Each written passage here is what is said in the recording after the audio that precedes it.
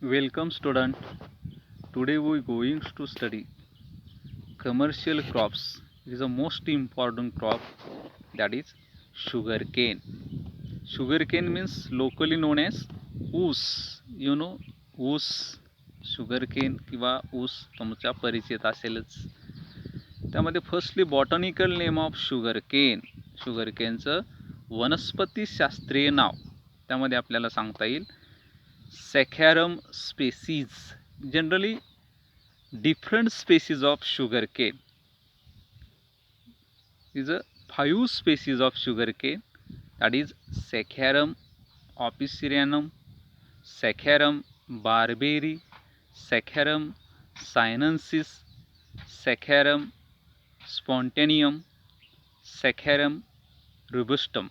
These are the 5 species of sugarcane, that is officinarum, sinensis, barberry, spontaneum and robustum. They are the 5 species of sugarcane. Then family of sugarcane, ग्रॅमिनी, गवत कुळातील हे पीक आहे. त्यामध्ये ग्रॅमिनी किंवा गवतकुळ म्हणता येईल. शुगरकेनचं family of sugarcane, that is Gramineae. Then origin, बघा ज्या डिफरंट स्पेसीज आहेत त्यानुसार त्याचं ओरिजिन सांगितलेले. First species Saccharum officinarum Indo Myanmar किंवा चायना बॉर्डर, इंडो म्यानमार किंवा China border Saccharum officinarum. Then Saccharum barberi North India, Saccharum sinensis China, last spontaneum India. बघा ज्या डिफरंट स्पेसीज आहेत त्या स्पेसीज वाईज त्या ठिकाणी ओरिजिन सांगितलेलं आहे. इंडो म्यानमार ऑफिशिनम, त्याचबरोबर जे नॉर्थ इंडियामध्ये कल्टिवेशन किंवा उगमस्थान मूळस्थान barberry species, सायनेन्सिस species in China आणि स्पॉन्टेनियस स्पेसीस इन इंडिया. हे डिफरंट्स त्या ठिकाणी आपल्याला हे ओरिजिन सांगता येईल. बघा जे हायब्रिड नॅचरल हायब्रिडायझेशन जे केलं जातं किंवा रिझल्ट पाहिला इंडियन केनच्या बाबतीत, त्यामध्ये crossed with between officinarum and spontaneous, that is wild species. Spontaneum is the wild species. बघा natural hybridization between Saccharum officinarum and Saccharum spontaneous, these are the Indian cane. Then uses of sugar cane, आता ऊसाचे उपयोग आपल्याला सांगता येतील. Mainly grown for the manufacturing of sugar, mainly grown in manufacturing of sugar. किंवा त्याचबरोबर apart the sugar from sugar and other product like jaggery, गूळ तयार करण्यासाठी, खंडसारी, साखरेसारखेच पण बोल्ड साईजचं त्या ठिकाणी आपल्याला स्ट्रक्चर नेचर आढळतं. खंडसारी यासाठी त्या ठिकाणी प्रिपेअर करण्यासाठी मेन मॅन्युफॅक्चरिंग शुगर, गूळ किंवा जॅगरी म्हटलं जाईल, खंडसारी म्हटलं जाईल, हे त्याचा उपयोग करता येईल किंवा उपयोग सांगता येईल. त्याचबरोबर top most green tops are also used for the forage किंवा त्यालाच fodder purpose, cattle feeding. Forage म्हणजे काय, फॉडर, कॅटल फिडिंगसाठी त्याचा उपयोग केला जातो. किंवा त्याचबरोबर रूरल एरियामध्ये जे ड्राय स्ट्रबल्स असतील, म्हणजे आफ्टर हार्वेस्टिंग जो राहिलेला ऊस असेल तो फ्युअल पर्पजसाठी रूरल एरियामध्ये वापर केला जातो. Then it is also used for the cane trash. Trash म्हणजे काय, पाचोळा. हार्वेस्टिंग करत असताना बघा पाचोळा बाजूला काढला जातो. Is also used for the thatching material, thatching for huts किंवा त्याचबरोबर झोपडी शेकरण्यासाठी टॅचिंग मटेरियल म्हणून सुद्धा त्याचा पाचटाचा उपयोग केला जातो. जे पाचट आहे ते पाचटाला त्यालाच काय म्हणतात, ट्रॅश मटेरियल. त्याचा उपयोग हे टॅचिंग मटेरियल म्हणून सुद्धा यूज केला जातो. किंवा it is also used for the mulching purpose, compost purpose, यासाठी सुद्धा यूज केला जातो. Then it is also used for the industrial by product. त्यामध्ये प्रामुख्याने जे बाय प्रॉडक्ट आहेत ते आपल्याला सांगता येईल. बगॅस कारखान्यामध्ये आपण बघतो बगॅसची निर्मिती होते, मॉलॅसिसची निर्मिती होते, किंवा प्रेशमेड केक असेल, वॅक्स असेल. जर डिफरंट इंडस्ट्रियल बाय प्रॉडक्ट, बघा फॅक्टरी प्रॉडक्ट किंवा इंडस्ट्रियल प्रॉडक्टमध्ये आपल्याला सांगता येईल मेनली त्यामध्ये प्रामुख्याने बगॅस, मॉलॅसिस, प्रेशमेड केक, आणि वॅक्स. आता याचे सुद्धा उपयोग आपल्याला सांगता येतील. बगॅसचा उपयोग it is used for the paper industry. Then मॉलेसिसचा उपयोग कशासाठी केला जातो?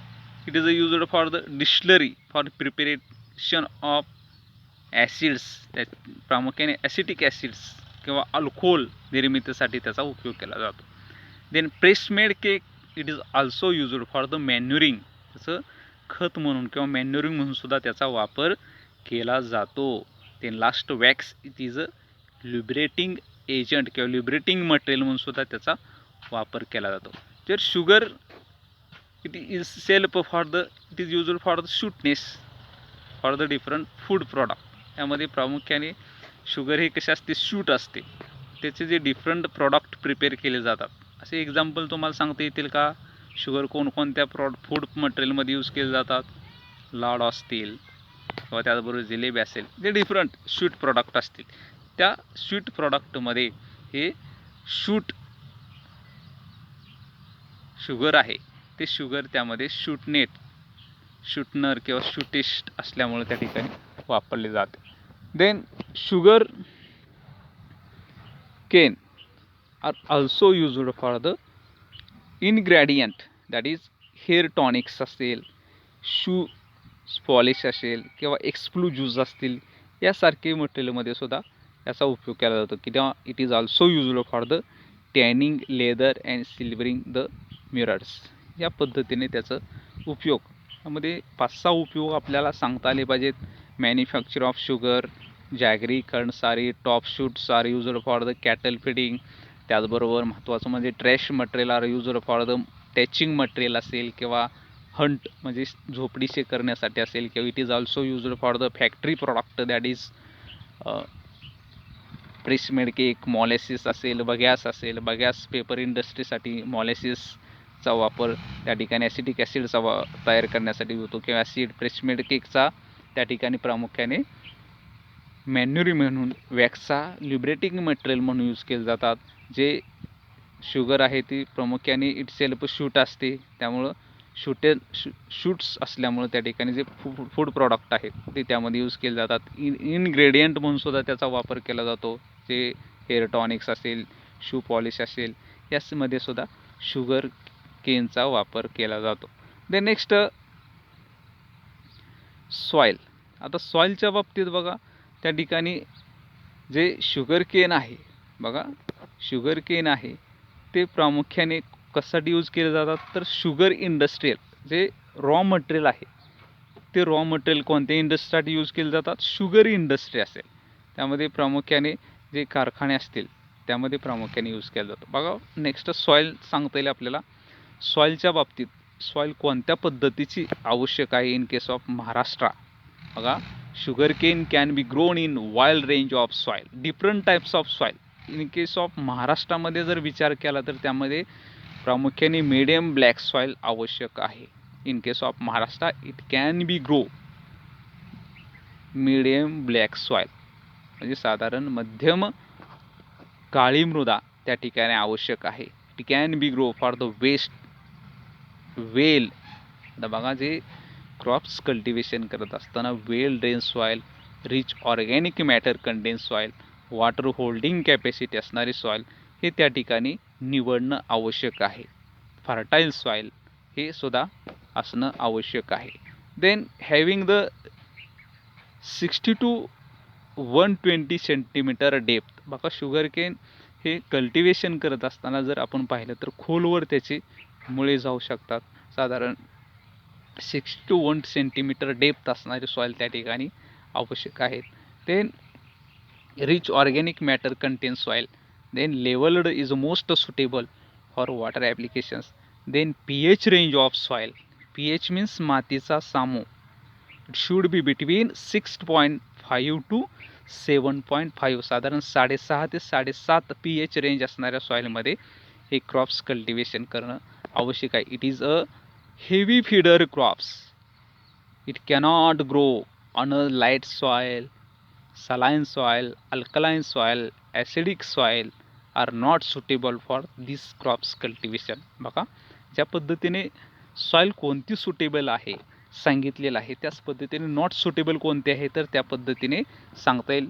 मध्ये लाईट असेल, सलाईन असेल, अल्कलाईन असेल, म्हणजे शार्पट जमीन असेल, आम्ल जमीन असेल, अशी सॉईल किंवा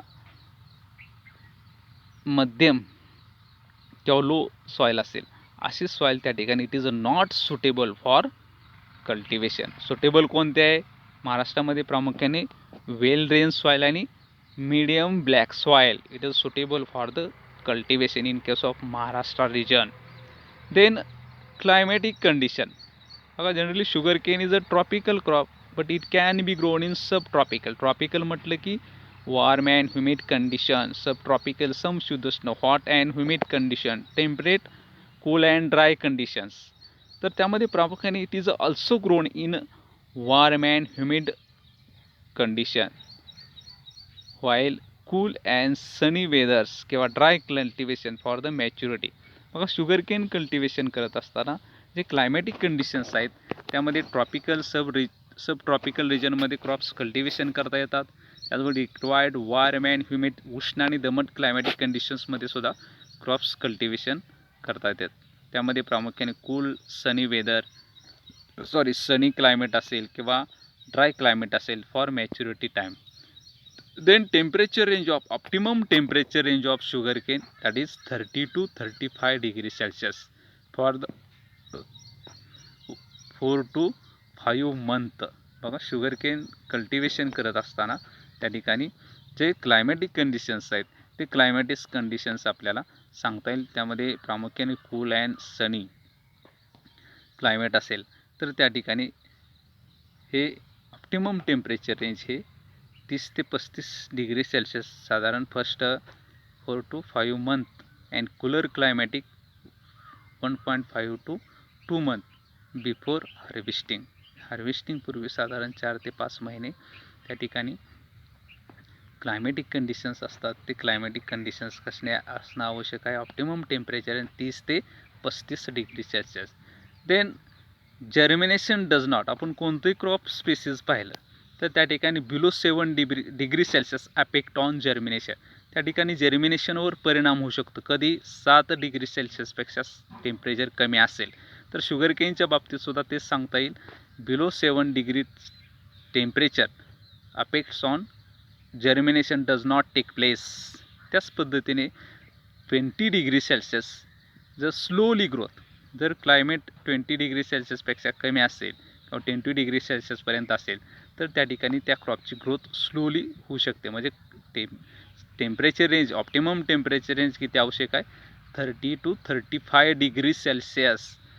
then both the extreme temperatures of the harmful सर्व cold cases to growth for the while attack of stem borer increase the hot weather. बघा, त्या ठिकाणी जर स्टेम बोरर म्हणजे खोडकिडा, त्याचा अटॅक कधी होऊ शकतो तर हॉट क्लायमेट कंडिशन असेल किंवा वेदर असेल. जर हॉट वेदर असेल, उष्ण त्या ठिकाणी जर हॉट कंडिशन्स असतील तर कशाचा अटॅक होऊ शकतो? स्टेम, खोडकिडा. Then receiving rainfall that is best with the 750 to 1250, साधारण 750 ते 1250 मिलीमीटर रेनफॉल असणं आवश्यक आहे. हे rainfall deficiency produces the fibrous cane fair to heavy rainfall reduce the sugar cane accumulation. बघा, त्या ठिकाणी शुगर केनसाठी जो रेनफॉल आवश्यक आहे, इट इज वॉटर रिक्वायरमेंट करणं आवश्यक आहे. ज्या डिफरंट स्टेजेस असतील त्यामध्ये 750 ते 1250 millimetre best for the cultivation. Optimum temperature range किती आवश्यक आहे? 30 ते 35 degree Celsius. Below 7 degree Celsius affect on germination, 20 degree Celsius slowly growth. तर त्या ठिकाणी ऑप्टिमम टेम्परेचर रेंज 30 ते 35 असणं आवश्यक आहे. त्याची ग्रोथ असेल, डेव्हलपमेंट असेल, ते चांगल्या पद्धतीने होऊ शकते. ते next preparatory tillage. Preparatory tillage म्हणजे काय तर त्या ठिकाणी आपल्याला सांगता येईल प्री टिलेज किंवा प्राथमिक मशागत. त्यामध्ये कोणकोणते ऑपरेशन्स केले जातात? प्लाविंग असेल, हॅरेमिंग असेल, मॅन्युअर मिक्सिंग असेल, हे ऑपरेशन्स त्यामध्ये किंवा क्लॉड क्रशिंग असेल हे प्रामुख्याने ऑपरेशन्स करत असतात. बघा mainly sugar cane standing in the field more than 1 year. बघा शुगर केन त्या फील्डमध्ये साधारण 1 वर्षापेक्षा जास्त राहतो. त्यासाठी जे प्रिटिलेज ऑपरेशन्स आहेत त्यामध्ये प्रामुख्याने ploughing operation, deep ploughing operation immediately after previous crop, जे अगोदरचं पीक आहे ते हार्वेस्टिंग केल्यानंतर लगेच त्या ठिकाणी प्लाविंग ऑपरेशन्स करणं आवश्यक आहे. With the help of iron plough असेल किंवा आयर्न प्लावच्या साहाय्याने किंवा वुडन प्लावच्या साहाय्याने ते प्लाविंग ऑपरेशन करणं आवश्यक आहे. Then expose the sun heat. बघा प्रिव्हियस क्रॉप हार्वेस्टिंग केल्यानंतर प्लाविंग ऑपरेशन केल्यानंतर land expose to the sun heat किंवा टू द 1 to 2 मंथ, साधारण समर सीझनमध्ये हे प्लाविंग ऑपरेशन्स केले जातात. परिणामीच त्या ठिकाणी 1 महिना तरी सॉईल किंवा ते लँड असेल ते समर सीझनमध्ये किंवा समर मंथमध्ये त्या ठिकाणी expose sun heat. Then clods are crushed with the help of clod crusher किंवा न्यूरोजियन हॅरो असेल याच्या साहाय्याने त्या ठिकाणी काय केलं जातात, कोणतं ऑपरेशन, क्लॉड क्रशिंग. ज्यावेळेस बिग क्लॉड्स फॉर्म होतात अशा कंडिशनमध्ये क्लॉड क्रशरच्या साहाय्याने किंवा डिस्क हॅरोच्या साहाय्याने हे क्लॉड क्रशिंग ऑपरेशन केलं जातं. त्यानंतर नेक्स्ट कोणतं ऑपरेशन असेल, manure mixing.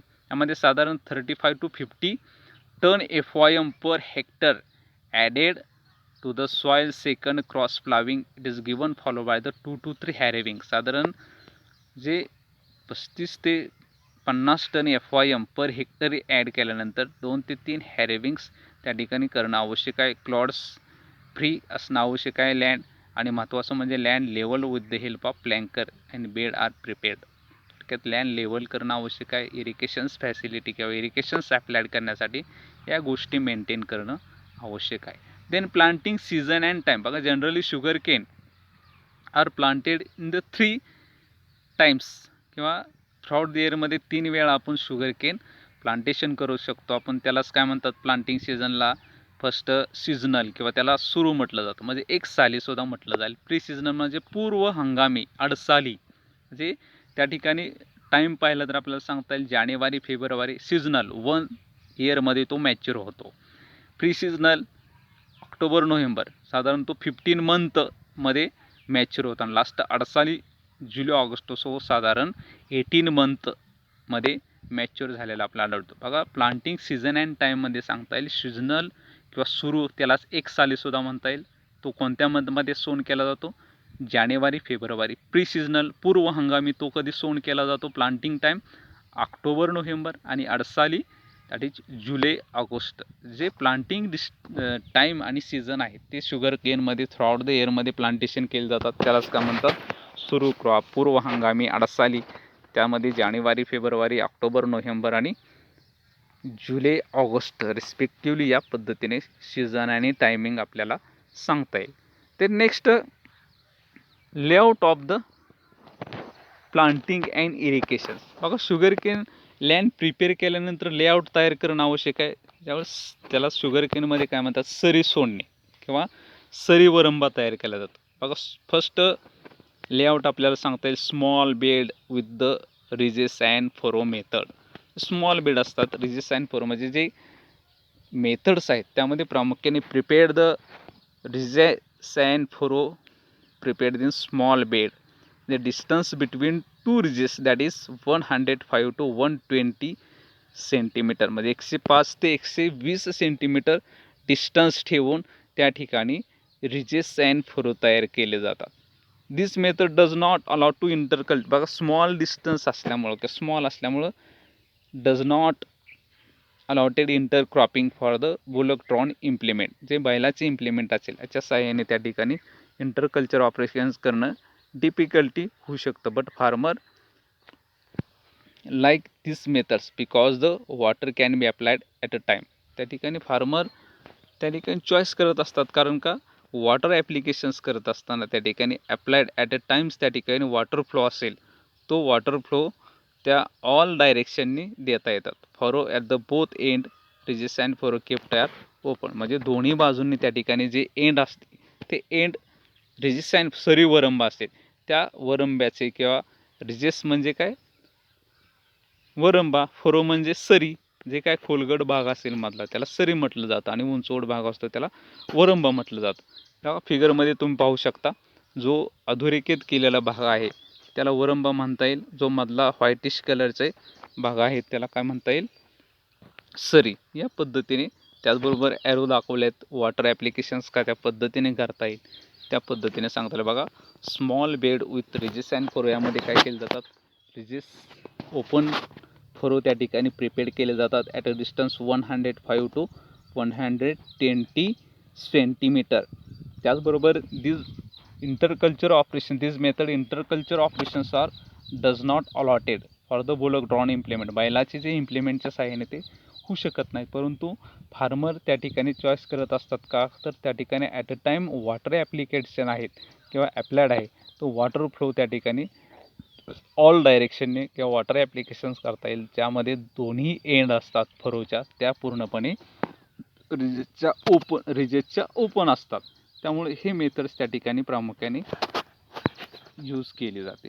The next serpentine method. बघा नेक्स्ट फिगरमध्ये पाहता येईल सर्पेंटाईन म्हणजे एकाड एक एंड जे फरोचे आहेत किंवा रिजेसचे एकाड एक एंड आहेत ते ओपन केले जातात आणि एक एंड क्लोज केले जातात. बघा सुरुवातीला त्या ठिकाणी फिगरमध्ये पाहता येईल जे फरो आहेत ते फरो त्या ठिकाणी एका ठिकाणी ओपन केलेत, दुसऱ्या बाजूला क्लोज केलेले आहेत. या पद्धतीने जे वॉटर ॲप्लिकेशन्स करत असताना ज्या ठिकाणी स्लोपी लँड आहे म्हणजे चढ उतार स्लाइटली स्लोपी लँड्स दिस मेथड्स आर फॉलोड. म्हणजे साधारण उतार असणाऱ्या लँडमध्ये ही मेथड यूज केली जाते. Same the ridges and furrow are drawn across the slope in the serpentine way. The distance between same ridges that is 105 to 120 centimetre. Same त्या ठिकाणी furrow तयार केल्या जातात 105 to 120 सेंटीमीटर, परंतु जे एंड असतात ते अल्टरनेट एंड क्लोज केले जातात. अल्टरनेट त्या ठिकाणी वॉटर ॲप्लिकेशन्स करत असताना त्या ठिकाणी रेग्युलरली वॉटर, बघा फिगरमध्ये तुम्हाला पाहता येईल जे ॲरो दाखवले आहेत ते वॉटरची डायरेक्शन्स त्या ठिकाणी सांगता येईल. these methods same advantages and disadvantages that the small bed method expect water application slowly and त्या ठिकाणी बघा वॉटर ॲप्लिकेशन्स हे युनिफॉर्मली पूर्ण फरोमध्ये त्या ठिकाणी रेग्युलरली वॉटर ॲप्लिकेशन्स त्या ठिकाणी करता येईल. युनिफॉर्मली त्या ठिकाणी वन एंड अल्टरनेट हा त्या ठिकाणी क्लोज होतोय आणि ओपन होतोय. तर या पद्धतीने वॉटर फ्लो आहे तो सर्पेंटाईन म्हणजे नागमोडी आकाराने त्या ठिकाणी वन डायरेक्शनली वॉटर ॲप्लिकेशन करता येईल. जे एका ठिकाणी जर वॉटर द्यायला सुरुवात केली तर पूर्ण त्या ठिकाणी फील्डमध्ये वॉटर ॲप्लिकेशन करता येईल. म्हणजे त्या ठिकाणी दारी बदलायची गरज नाही. थोडक्यात या पद्धतीने वॉटर एका एंडला चालू केलं की पूर्णपणे फील्डमध्ये वॉटर ॲप्लिकेशन्स करता येईल. त्यानंतर third one long furrow method. In this method slopy land किंवा लँड लेवल असेल अशा कंडिशनमध्ये काय केलं जातात long furrow one end to second end म्हणजे एका बाजूपासून ते दुसऱ्या बाजूपर्यंत म्हणजे बंडमध्ये अजिबात त्या ठिकाणी तयार केल्या जातात. म्हणजे यामध्ये furrow distance that is 120 centimetre. In this method distance between two ridges that is 120 centimetre. The ridges is a strength. सरळ त्या ठिकाणी काय केले जातात रिजेस तयार केले जातात. Where the land is level the layout is commonly used in. त्यामध्ये प्रामुख्याने लँड लेवल असेल तर अशा कंडिशनमध्ये स्ट्रेंथ किंवा सरळ त्या ठिकाणी फरो सोडल्या जातात 120 सेंटीमीटर डिस्टन्सने. It is allotted for the interculture operations. Bullock drawn, tractor drawn इम्प्लिमेंटने त्याच्या साहाय्याने काय केले जातात इंटरकल्चर ऑपरेशन्स करता येतात. Irrigations can be watched for the tail end of the furrow. ते डायरेक्ट एकाच बाजूला पाणी दिले की डायरेक्ट त्या बाजूला जाऊनच बघायचं पाणी पोचलंय का. म्हणजे या पद्धतीने काय केलं जातात हे इरिगेशन्स लेआउट आहेत ते इरिगेशन्स लेआउट पाहता येतील. थँक्यू. रिमेनिंग पार्ट पुढच्या लेक्चरला बघूया.